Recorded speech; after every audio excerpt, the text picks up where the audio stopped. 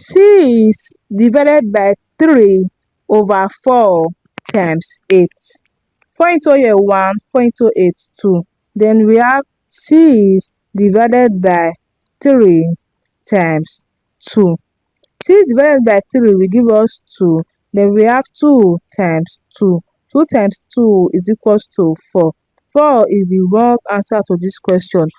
4 is the wrong answer to this question because we did not work with the order of operation. According to the order of operation, division and multiplication have equal priorities.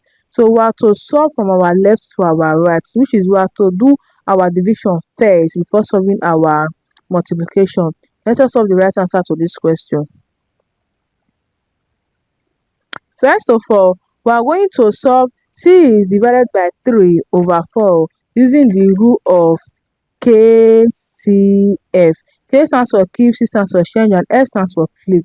We are going to keep 6, change division to multiplication, then flip 3 over 4 to 4 over 3, then multiply by 8. 3 into here 1, 3 into 6, 2. Then we have 2 times 4 times 8. Now we are going to work from our left to our right. 2 times 4 will give us 8. Then we have 8 times 8.